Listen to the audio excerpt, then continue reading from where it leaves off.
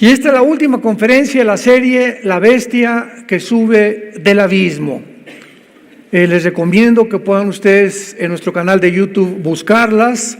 Es una serie donde hablamos muy, pero muy claramente acerca de que la bestia y el anticristo son dos entidades completamente diferentes.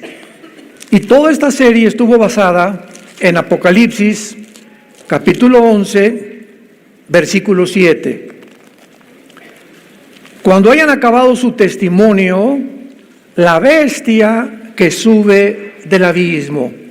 Aquí estuvo basada todas estas 7, 8 conferencias que hoy concluimos.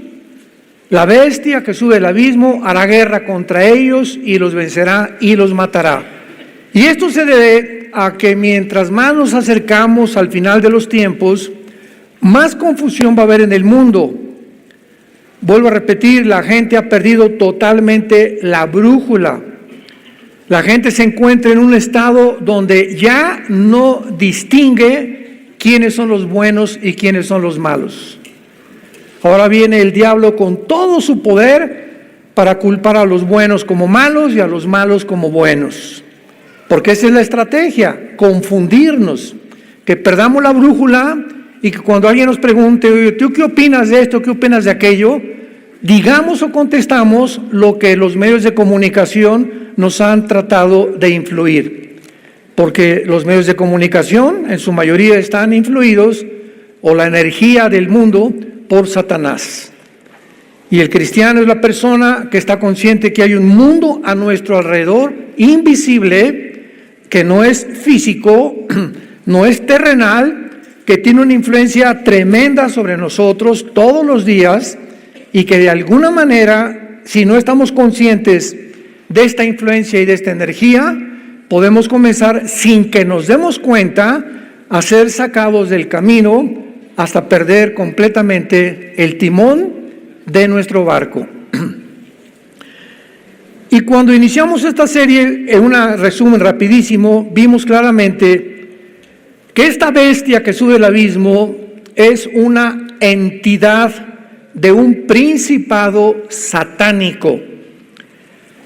En el Antiguo Testamento, todo esto ya lo vimos, les recomiendo que lo vean en las series anteriores, solamente para concluirlo y resumirlo. En el Antiguo Testamento pudimos estudiar, sobre todo en Daniel capítulo 10, que existen principados en todos los imperios que han surgido en la historia: el imperio asirio, babilonio, egipcio, medo-persa, griego, romano, en Alemania nazi, en Italia fascista con Mussolini, en Europa la mayor parte del siglo XX con el comunismo. En fin, ha habido siempre influencias sobre los líderes, porque los líderes, los dictadores, los reyes, los presidentes de las naciones son el principal objetivo de Satanás. ¿Por qué? Porque un líder influye en millones de personas. Y así tenemos naciones que es obvio, ¿verdad? Que el pueblo es precioso. Por ejemplo, Irán. La iglesia más rápida en crecimiento en el mundo está en Irán. E Irán está gobernada por unos líderes completamente criminales. Y así vemos cantidad de naciones en el mundo.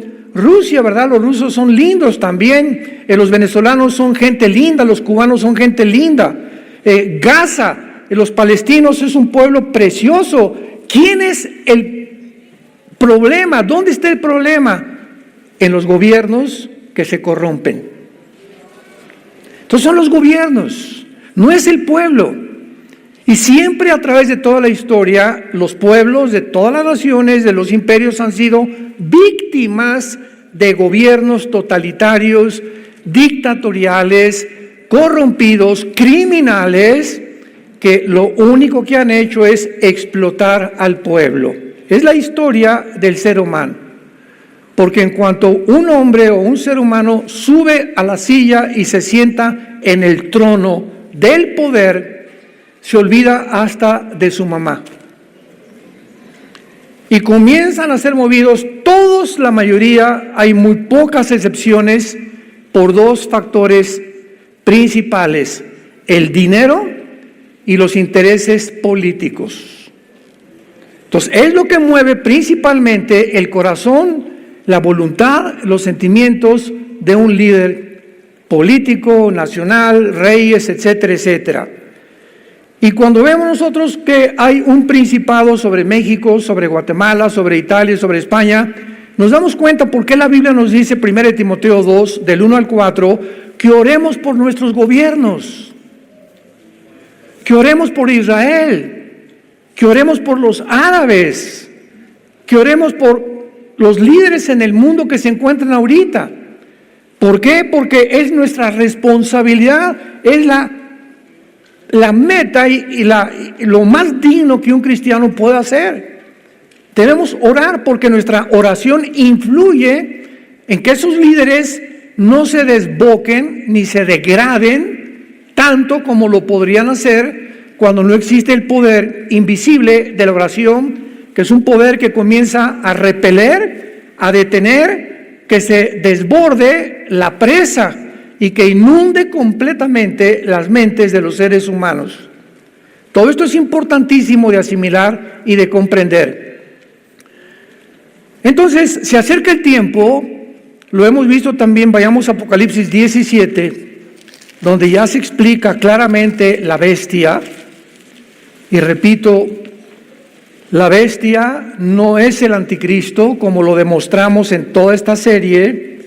La bestia va a ser un principado satánico que gobernó un imperio del pasado, que en el tiempo del apóstol Juan, cuando él escribe el Apocalipsis, este principado satánico no existía porque estaba en el abismo, y que sin embargo este principado que se encuentra todavía en el abismo, cuando surge el anticristo, este principado satánico va a ser sacado del abismo y va a entrar a la persona del anticristo y le va a dar, va a hacer su influencia, le va a otorgar sus poderes, su autoridad, para que el anticristo sea una persona sobrenaturalmente inteligente, impresionantemente clasificado, dice en Daniel 8, 23 al 25,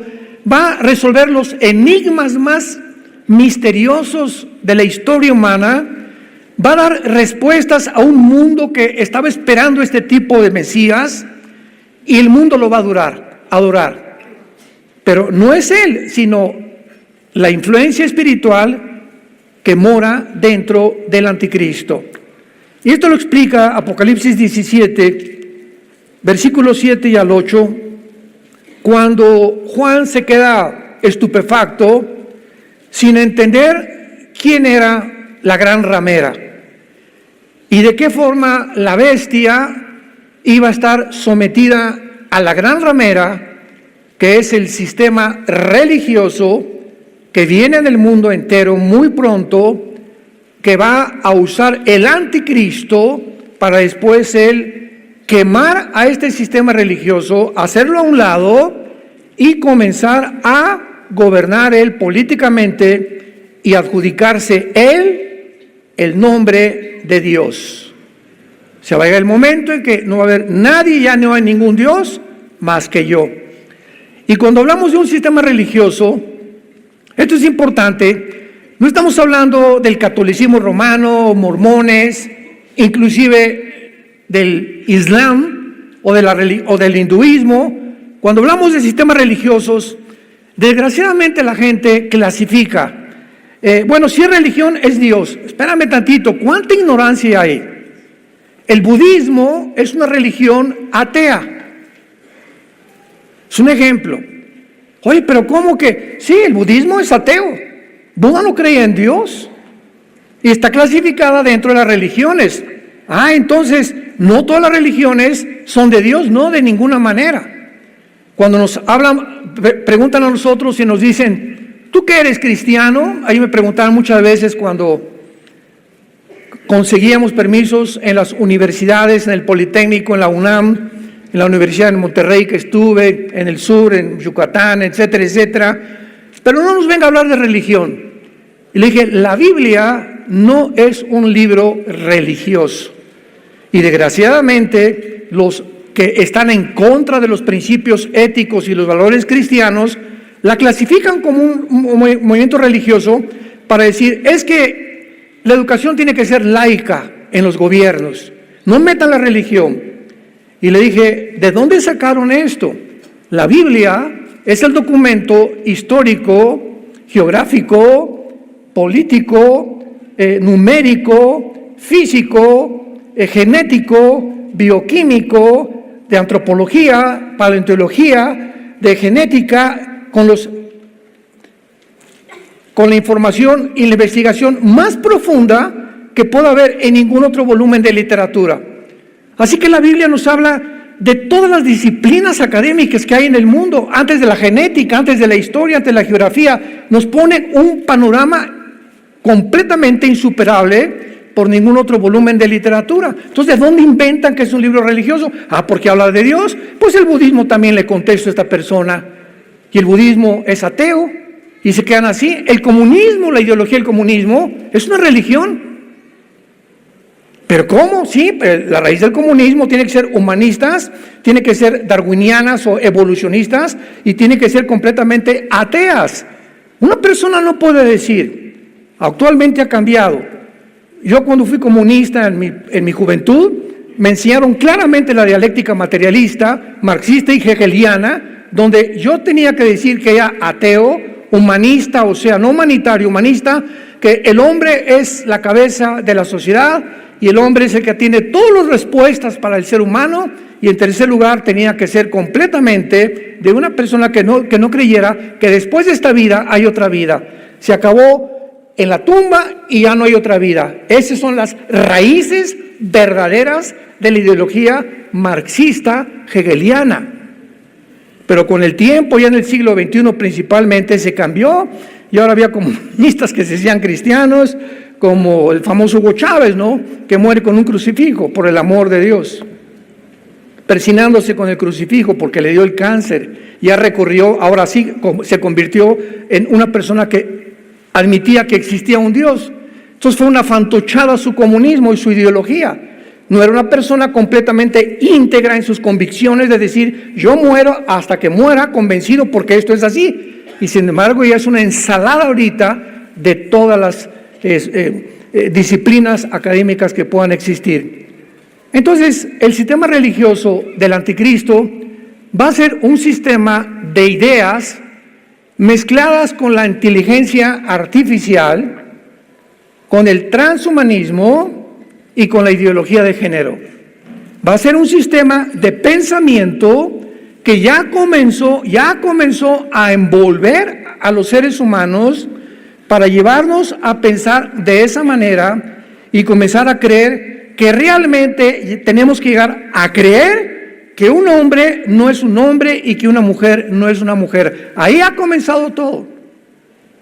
El hecho que genéticamente y biológicamente tengas el cromosoma Y y que te determina el género masculino, no le creas.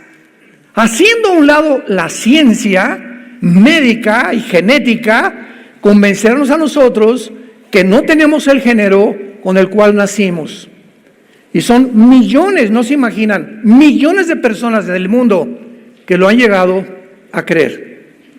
Y exaltar, etcétera, etcétera, en los desfiles que hacen, que son una abominación totalmente a los valores judeocristianos de hace 6,000 años. Entonces, el Espíritu, en Apocalipsis 17, versículos 7 al 8, le explica a Juan y le dice, ¿por qué te asombras? Yo te diré el misterio de la mujer. ¿Por qué? Porque ningún ser humano se puede atrever a resolver los misterios de Dios. Los pensamientos de Dios no son nuestros pensamientos. Los caminos de Dios no son nuestros caminos. Tú te enfrentas a la Biblia, es un libro de misterios, la Biblia. Hay misterios por todos lados. ¿Qué significa la palabra misterio? Algo no revelado a la mente humana. Porque la mente humana es limitada, la mente humana es finita, no puede abarcar la mente humana más allá de a donde Dios nos puso ese límite. Y si tú quieres abarcar más allá y decir, es que yo quiero comprender a Dios, y por qué se mueren los niños, y por qué este genocidio, y por qué aquello, no puedes con tu mente tener la respuesta, porque sobrepasa nuestra capacidad de comprensión. Un niño de 6, 7 años no puede entender la fórmula física E igual a mc al cuadrado de Alberto Einstein. La energía es igual a la materia por la velocidad de la luz al cuadrado. ¿Por qué, niño? Porque aunque yo te lo explique, no está desarrollado tu cerebro, ni tu entendimiento. Espérate a crecer a los 18, 20, 25 años tal vez, métete a estudiar matemáticas y física cuántica y vas a entender esto. Y así es la mente humana de los adultos también. Nos enfrentamos en la Biblia con un mundo de misterios. Y esta es la razón por la cual la mayor parte de los que profesaron el ateísmo en el siglo XX acabaron locos, acabaron degenerados moralmente, acabaron en un psiquiatra como el padre del ateísmo, Friedrich Nietzsche, que acabó en un psiquiatra, el pobre, ¿verdad? Porque escribió un libro que se llama Así hablaba el anticristo, y cantidad de libros que los leí como 2 o 3 veces cada uno de ellos, y llegó el momento en que él ya no pudo enfrentarse con respuestas y se volvió loco. Porque esta es la forma en la que la mente reacciona cuando chocas contra algo y te frustras y no lo entiendes, pierdes el reguilete, tus neuronas comienzan aquí adentro del cerebro a emitir como cosas eléctricas y te produce locura. Pierdes el entendimiento, pierdes la razón, y ahora a lo bueno le llamas malo y a lo malo le llamas bueno, malo o bueno, que es el síntoma más grande cuando un ser humano ha perdido completamente la razón, cuando ya no distingue entre el bien y entre el mal. Yo te diré el misterio, fue un ángel el que nos da, o el Espíritu Santo, el que nos revela los misterios de Dios, nadie más. El misterio de la mujer y de la bestia que la trae, la cual tiene 7 cabezas y los 10 cuernos. Atención, versículo 8. La bestia que has visto, que ha sido el tema de toda esta serie, la bestia era. O sea, en tiempos de Juan, hace 2000 años, esta bestia no existía. Era, o sea, fue en el pasado. Y no es. En el tiempo de Juan tampoco existía. Y está futuro para subir del abismo, que es el versículo Apocalipsis 11:7, donde ya el Espíritu Santo revela la bestia que sube del abismo, matando a los 2 testigos, y que comienza a hacer su poder en la segunda parte de la gran tribulación. E ir a la perdición y los moradores de la tierra, aquellos cuyos nombres no están escritos desde la fundación del mundo en el libro de la vida, se asombrarán viendo la bestia que era y no es y será. Y para terminar este resumen rapidísimo, quedamos claramente en estos principios. En la Biblia hay 3 prisiones debajo del mundo. Está el Tartarus, que en 2 de Pedro se tradujo infierno, y la palabra ahí es la palabra griega Tartarus, que es donde están los ángeles caídos. La otra prisión que está en el centro de la tierra es el abismo. Y en el abismo están los demonios y están ángeles caídos. Dice Apocalipsis 9 que el jefe del abismo es un ángel llamado Apolión o Abadón, que significa el destructor. Pero los seres humanos, cuando mueren, no descienden ni al Tartarus ni al abismo. Un ser humano, cuando muere en pecado o sin Cristo, desciende a un lugar que se llama el infierno. Entonces, en el infierno no hay demonios, son espíritus humanos nada más. En el abismo no hay seres humanos, son puros demonios y ángeles caídos. Y en el Tartarus están los ángeles que pecaron en el tiempo de Noé, que fueron encerrados en prisiones de oscuridad para ser juzgados más adelante, después del milenio. Entonces, cuando dice la Biblia en Apocalipsis 11:7, la bestia que sube del abismo, inmediatamente asumimos que no puede ser el anticristo, porque el anticristo es un ser humano como tú y como yo. ¿Cómo lo sabemos? ¿Qué acaso no será una computadora el anticristo? ¿Han dicho? ¿O no será un sistema o hasta un imperio? De ninguna manera. ¿Cómo lo sabemos?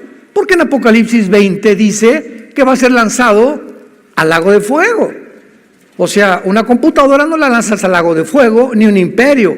Es una persona como tú y como yo. Tampoco es un robot, ni tampoco va a ser una persona creada por inteligencia artificial que no tenga la responsabilidad de sus emociones y de sus sentimientos y de sus decisiones. Entonces el anticristo tiene que ser un ser humano como tú y como yo, así como Cristo tenía que nacer como un ser humano como tú y como yo para morir en una cruz y pagar por nuestros pecados. Entonces el anticristo tal vez ya está en el mundo y a lo mejor es como una persona común y corriente actualmente. Dice la Biblia que va a salir de un país muy pequeño, el cuerno pequeño se le llama en Daniel 7, pero tal vez a los 30 años, igual que Cristo, viene el principado satánico que entra en él y el anticristo comienza a manifestar sus poderes sobrenaturales que van a sorprender principalmente a los líderes de Israel, a los líderes ortodoxos, a los religiosos de Israel. Y ellos van a estar convencidos, los líderes de Israel, que este hombre tiene el poder de cuidarlos, de protegerlos durante 7 años. Y para que los líderes de Israel lleguen a un punto donde le entreguen a un hombre la confianza de: vamos a firmar el pacto con mucho gusto, Daniel 9:27. Vamos a firmar el pacto contigo porque nos vas a proteger. Tiene que ser un hombre que anteriormente tenga que haber demostrado su poder en el Medio Oriente.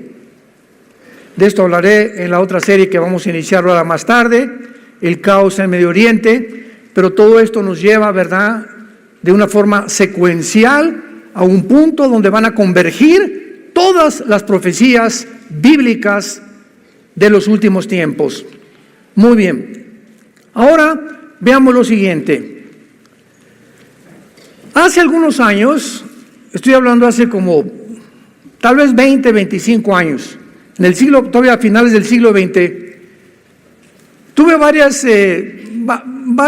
no debates realmente, ¿verdad?, sino pláticas con otros hermanos cristianos, escatólogos también, o sea, que aman la profecía, principalmente de Estados Unidos. Y la mayor parte de nosotros, y me incluyo yo también, creíamos hace como 25 años que el anticristo iba a ser judío, porque se comenzó ya, esto de la profecía ha recobrado el interés desde los 90, cuando Saddam Hussein entró a Kuwait y quería apoderarse del petróleo del Medio Oriente. Se formó una coalición de 29 personas con el papá Bush, que sacaron a Hussein de Kuwait. Más tarde ya lo encontraron en un hoyo de 2-3 metros de profundidad en Irak y lo juzgaron y lo ahorcaron. Pero ahí comenzó a despertar porque Saddam Hussein quería reconstruir Babilonia y gastó millones de dólares de 1980 a 1990, en esa década, Saddam Hussein, en reconstruir Babilonia. Y mandó a acuñar una moneda donde por un lado estaba el rey Nabucodonosor y en el otro lado él. Porque él decía que él era el descendiente del rey Nabucodonosor. Entonces Irak, que era una nación, yo recuerdo en el 85 tuvimos una conferencia con el doctor Billy Graham en Holanda, en Ámsterdam, que se llamó la primera conferencia de evangelistas itinerantes. Y nosotros fuimos invitados por la Asociación Billy Graham a Ámsterdam y comenzaron a preguntar a muchos hermanos, ¿tú sabes qué es Irak? ¿Saben lo que contaban? Me suena una medicina. Y eran muchachos de universidad, o sea, ¿cómo es posible, verdad? Porque era una nación completamente, es como ahorita, oye, ¿sabes dónde está Gaza? Gaza, ahorita, o sea, lo que están los periódicos, ¿verdad? Pero anteriormente muy poca gente se mete a un mapa mundi, a un mapa geográfico y ver dónde está Bulgaria, Polonia, qué mar está entre Ucrania y Turquía, dónde está, si está Siria al norte o al sur de Israel, dónde está Libia, etcétera, etcétera. Muy poca gente, y para vergüenza de muchos lo digo, muy pocos cristianos. Y por eso todas las Biblias, al final casi todas las Biblias traen mapas, porque no podemos estudiar la Biblia sin recurrir a los mapas y ver pues, que Capernaum dónde está, y dónde está el mar de Galilea, y las colinas del Golán que conquistaron en 1967 los judíos. Entonces tenemos que relacionar la geografía, la historia con la Biblia y con la arqueología también. Y nos convertimos en verdaderos estudiantes de la palabra de Dios. Así como un estudiante tiene que tener una concordancia y tiene que tener un diccionario bíblico, porque son las herramientas necesarias para estudiar la Biblia. Una concordancia y un diccionario bíblico y mapas, por lo menos, para ubicarte dónde está Toluca. Porque estoy segurísimo que muchos le damos un mapa ahorita, no saben si está al norte de la Ciudad de México o al sur de la Ciudad de México, al este o al occidente. Bueno, para que veamos cómo estamos de confundidos, ¿no? Entonces se comenzó a decir, el anticristo tiene que ser judío, y veamos cómo es la mente, ¿no? Es que en Génesis 49, cuando Jacob estaba bendiciendo a las 12 tribus de Israel, a cada una, menciona a Dan. Génesis 49 le encuentras, y se profetiza sobre la tribu de Dan, que sería como serpiente que brincara en el camino y que sería como juez al pueblo de Israel. Y entonces, cuando descubrimos en Apocalipsis 7 que Dios va a sellar a 12,000 judíos de cada tribu, o sea, 144,000 judíos, 12,000 de cada tribu, no aparece la tribu de Dan. Entonces, concluimos, bueno, por acá dice en Génesis que va a ser como una serpiente y no aparece en Génesis, en Apocalipsis 7, segurísimo, porque de ahí viene el anticristo. Entonces, llegamos a concluir, no de una forma dogmática, pero sí consideramos, pues tiene que ser de la tribu de Dan el anticristo. Pero pasó el tiempo. Y como la revelación de Dios es progresiva, entonces Dios nos enfoca en el siglo, por ejemplo, en el siglo 1930, 1940, el siglo pasado, a principios del siglo, el enfoque de Dios no estaba en la profecía. Y después, como en los 40, se comenzó a concentrar en la doctrina. Y entonces comenzaron debates calvinistas, arminianos, etcétera, etcétera. Luego vienen los 80, 90, el movimiento carismático, y comienza, que si las lenguas, que si se pierde la salvación. Y el enfoque era en doctrinas principalmente, que se tenían que concluir qué era bueno, qué era malo, si era verdad, si era bíblico, cuánto peso teológico tenía una y cuánto peso teológico tenía la otra. Y no fue hasta 1990, 85, 90, que se comienza por primera vez en toda la historia a dar más énfasis en las profecías bíblicas, porque cuando Hussein dice que va a levantar Babilonia, nos llegó a todos a la mente Babilonia, la segunda ciudad que más se menciona después de Jerusalén en la Biblia. Babilonia, que comienza la civilización en Babilonia, Génesis 10, y termina con Babilonia. Babilonia, Irak, que es la nación de Irak, Babilonia, tiene que ver algo. Y ahora que San José lo quiere reconstruir, ¿no será que se está cumpliendo Apocalipsis 18? Donde Babilonia se convierte en el centro comercial del mundo entero en los tiempos del anticristo. Y entonces como que comenzamos a cambiar el enfoque y a concentrarnos más ahora en las profecías y darle más importancia a las profecías y a rascar más, investigar más diligentemente en las profecías, que la tercera parte de la Biblia son profecías. La tercera parte de este libro es de carácter profético. Imaginémonos nada más. O sea, de cada 3 versículos, uno está relacionado con profecías de la Biblia. Entonces se cambió el enfoque porque comenzamos a descubrir, y vamos a ver a continuación en Génesis capítulo 10, Babilonia, Irak. Vamos a rascar en la Biblia y vamos a buscar dónde anda ahora sí Babilonia e Irak. Y llegamos al capítulo 10 del Génesis y dice la Biblia, versículo 8. Antes de leer, dichosos y felices todos los que trajeron su Biblia, porque se irán en el rapto. Qué tristeza venir el domingo sin Biblia a la iglesia. Qué tristeza. Génesis 18. Y Cus engendró a Nimrod. Recordamos que Cus viene de Cam, que es el continente africano. Entonces vemos que Nimrod se convierte o llega a ser el primer Gibor en el hebreo. Gibor, con G de gárgara, que significa poderoso o valiente en la tierra.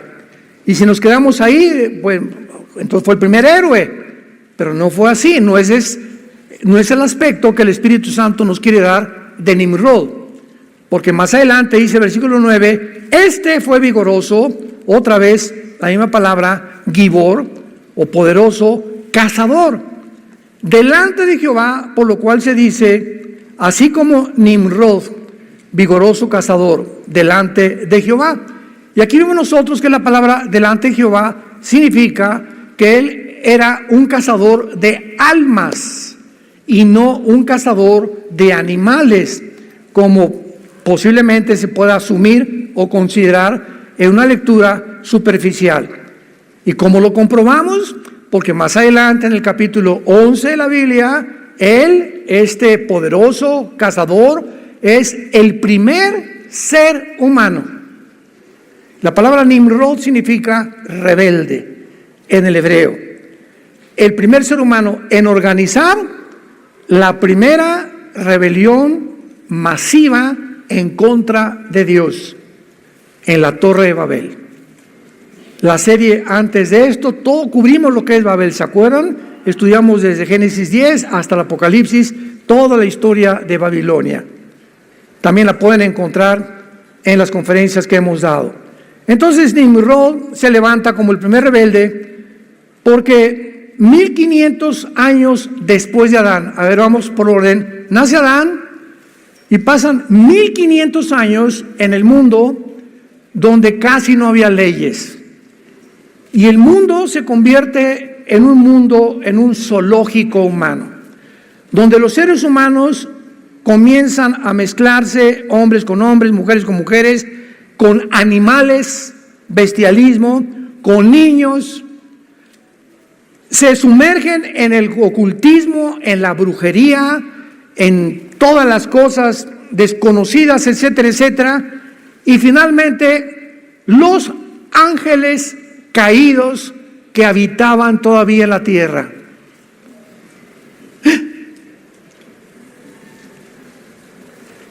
Desde Adán hasta el diluvio, cuando Adán estaba en el huerto del Edén, ¿quién estaba?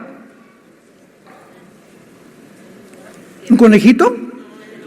Satanás, en la forma de una serpiente. O sea, el huerto del Edén estaba habitado antes que Adán y Eva por el mismo Satanás. Y el Edén no era solamente era un campo impresionante. No sabemos hasta dónde llegaba el Edén, ¿verdad? Tal vez todo el Medio Oriente era el Edén, pero Dios dice que en esta planicie o en este gran territorio, dentro de este territorio, Él planta un huerto en el Edén. Pero el Edén era toda la tierra tal vez. Y los ángeles caídos dice Ezequiel capítulo 28, habitaron con Satanás en el huerto del Edén, pero no era el huerto vegetariano con plantas, era lleno de piedras preciosas, etcétera, etcétera. Entonces Satanás estuvo aquí en este planeta Tierra antes que nosotros. Esto también es clarísimo en la Biblia, y por eso estaba ahí Satanás cuando pone a la primer pareja en el huerto del Edén. Entonces, de los ángeles caídos, seguramente, ¿verdad? Pues estaban también en alguna parte, no sé, no estaba dividida la tierra en continentes, no se habían separado los continentes, como tenemos ahora el continente americano, el continente africano, el continente europeo, australiano, etcétera, etcétera. Casi toda la tierra era una masa de tierra, se separa en los tiempos de Eber, viene las placas tectónicas, tal vez por temblor, no sé qué usó Dios, pero se separaron los continentes y entonces ya comenzó la población en el mundo.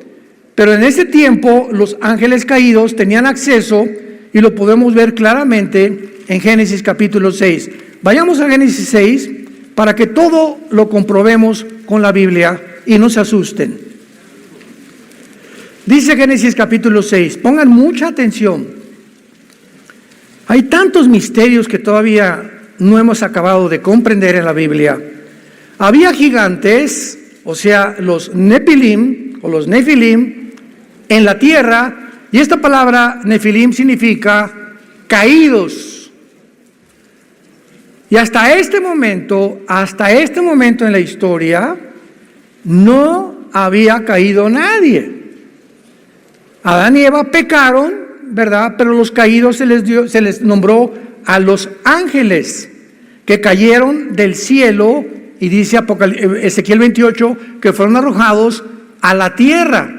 Cayeron del cielo a la tierra. Jesús dijo a los apóstoles: vi caer a Satanás como un rayo al mundo. Estaba relacionándolo con la caída cuando regresaron de sacar demonios los discípulos. Estaban muy contentos y estaban muy orgullosos, y les dijo: ¿saben una cosa? No se dejen, yo vi caer a Satanás del cielo a la tierra.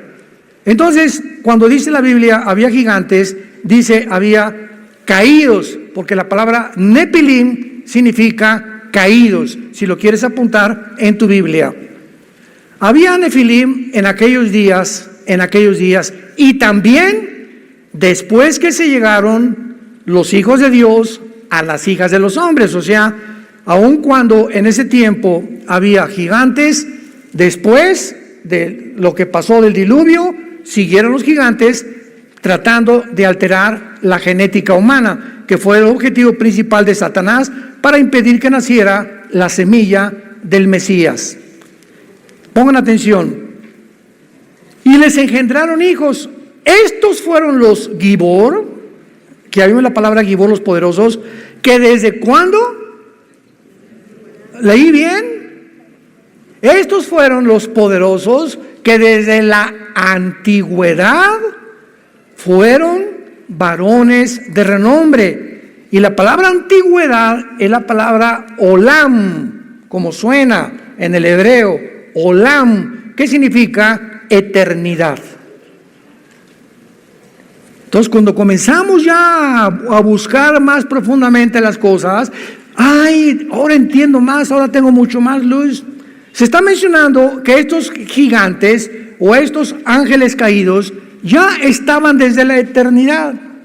¿Y qué dice? Estos son los que desde la antigüedad fueron varones de renombre. Varones de renombre, aquí está mencionando la palabra Ish, que es la palabra que se le da a seres humanos. Y los ángeles son exactamente como nosotros, como los seres humanos, pero con capacidades sobrenaturales y no sujetos a las leyes cósmicas bajo las cuales estamos los seres humanos. Entonces, estos varones de la antigüedad eran los ángeles caídos, habitaban aquí, estaban aquí en el mundo. Ay, hermano, pero la Biblia dice que cuando Dios creó todo, vio que era bueno. Entonces, ¿cómo pudo? O sea, y son válidas estas preguntas, ¿no? Siempre tenemos que preguntarnos en todas las cosas de la Biblia, porque es un libro de misterios. Pero tenemos que estudiar la palabra y no comenzar a concluir, ¿verdad? Como en las redes sociales. Ay, el hermano dijo esto, el hermano dijo... No son ni teólogos los que critican y comienzan a hablar tantas babosadas que es una vergüenza realmente para poder realmente entender que la palabra de Dios no se puede interpretar de esa manera. Entonces, cuando la Biblia dice que Dios vio que todo era bueno, era a la creación que Él hizo, pero antes de nosotros hubo otra creación. Y los ángeles y Satanás cayeron antes que nosotros. Entonces, el pecado existió antes. El pecado comienza con la raza humana, con Adán, pero antes de nosotros hubo una entidad, una familia de Dios que se rebeló contra Dios. La tercera parte se rebelaron contra Dios. Lucifer los encabezó y fueron los caídos y fueron arrojados al planeta Tierra. Y todo el sistema solar que nosotros conocemos, ve Marte, ve Plutón, ve Mercurio, son planetas que parece que fueron bombardeados en el pasado con hoyos, con cavernas, etcétera, etcétera, de una forma terrible, ¿verdad? Inhabitados, y que parece que no fueron creados de esa forma, porque Dios no creó, dicen Isaías 45, que Dios no creó la tierra en vano, la creó para ser ocupada. Entonces, cuando Dios dice que vio Dios que todo era bueno, se refería a la creación, al hombre, las flores, y todo era bueno, no había lluvia, no había pecado, no había maldad, pero la maldad ya existía antes en los seres angelicales. ¿Me van siguiendo? Tenemos que tener mucha atención y ver todo esto secuencialmente para entender la palabra de Dios. Entonces, cuando dice la Biblia que Nimrod comenzó a levantar y a rebelar y a promover la rebelión contra Dios, vemos que habitó en Babilonia, y estábamos en Génesis capítulo 10, los versículos que nos faltaron, versículo 10, y fue el comienzo de su reino, Babel. El primer rebelde, el primer ser humano, el primer líder de maldad en la tierra, ya no Satanás ni los ángeles, fue un hombre llamado Nimrod. Y la Biblia lo ubica donde se encuentra actualmente Irak y Siria. Donde están ahorita las naciones de Siria y de Irak, era la región geográfica en el Antiguo Testamento que se describió con el nombre de la tierra de Sinar, la tierra de los babilonios o Babilonia, que corresponde a Irak y a Siria, que ya fueron divididos en el siglo XX, después de 1940, cuando los ingleses dividieron el Medio Oriente y partieron, ¿verdad?, en Cisjordania con Israel y los árabes. Entonces, es importante que veamos esto para que podamos entender la Biblia. Babilonia, pues, es un centro geográfico, o es lo que es ahorita Siria e Irak, de lo más demoníaco que puede haber. Tepoztlán parece la casa de Santa Claus, comparado con esto. Ya que en México Tepoztlán tiene fama, hay muchos brujos, muchos chamanes, ¿verdad? Bueno, y en Apocalipsis capítulo 9 encontramos que apareció otra vez el río Éufrates, donde 4 ángeles están atados. Estos 4 ángeles, ¿quiénes son? ¿Cuándo fueron atados? Son 4 ángeles que estuvieron en los imperios antes de Juan, que leímos en Apocalipsis 17, que tal vez fueron Egipto, Asiria, Babilonia, Medo-Persia o Grecia. Porque en el tiempo de Juan, estos principados estaban atados, pero 4 de ellos son los más peligrosos, donde están incluidos el imperio babilónico y el imperio griego. Entonces, el principado que vaya a surgir y entrar en el anticristo, tiene que venir del área de la antigua Babilonia, que incluye Siria, Irak y las divisiones del antiguo imperio griego, que lo explica ya Daniel 8, que ya lo vimos en las conferencias pasadas. ¿No se han empachado? Hay tantas cosas que explicar y le pido a Dios que me ayude para que ustedes me puedan entender. Pero tienen ustedes que tener ya bases, ¿verdad?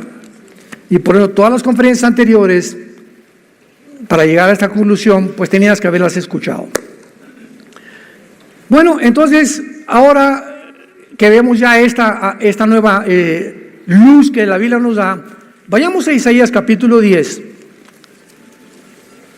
y terminemos viendo de qué otra manera se le llama al anticristo. Porque, como decíamos, se asumió hace algunos años, pues que venía de la tribu de Dan, y también se asumió, y fue casi dogmático lo que les voy a decir. Ahí me enseñaron mis maestros, el anticristo tiene que nacer de Europa. Porque la Biblia dice en Daniel 9, 24 al 27, en la profecía de las 70 semanas, el príncipe que ha de venir, que fue Tito, el imperio romano, y que destruyó Jerusalén, que de ahí viene el anticristo. Sin embargo, cuando ya se estudia más profundamente, el imperio romano no se limitó a Europa. El imperio romano abarcó el norte de África y el Medio Oriente. Pero se concluyó que no, tiene que ser de Europa, pero no necesariamente, ya lo vemos, y cuando comenzamos a rascarle más en la Biblia, Dios nos da más luz y nos muestra claramente que el anticristo no surge de Europa, el anticristo surge del Medio Oriente. ¿Será algo significativo lo que está pasando todo en el Medio Oriente? Antier se juntaron más de 70, 80 líderes árabes en Arabia Saudita, ayer o antier. Más de 80 líderes árabes. Y el presidente de Irán fue el que dijo, la única solución es exterminar a Israel. Emiratos Árabes dijo no. Bahrein dijo no. Marruecos dijo no. Más de 4 o 5 líderes árabes dijeron, no estamos de acuerdo contigo.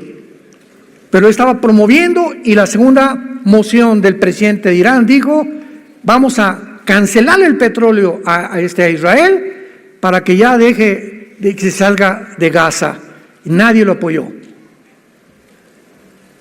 ¿No es curioso y no es interesante que ninguna nación árabe haya mandado ayuda a Gaza? Lo voy a comenzar a explicar en la conferencia que sigue. Pero hay tantas cosas que nos han mentido, que están escondidas, para darle otro enfoque y caer toda la culpa sobre la nación de Israel. Y tampoco es sorpresa, porque la Biblia dice, Zacarías 12, versículos 2 y 3, que la tercera guerra mundial, la mecha que la va a prender, será la ciudad de Jerusalén. O sea, este antisemitismo que hay en el mundo no es sorpresa, es otra evidencia que nos vamos con una velocidad impresionante a que venga Jesús por nosotros. Adiós.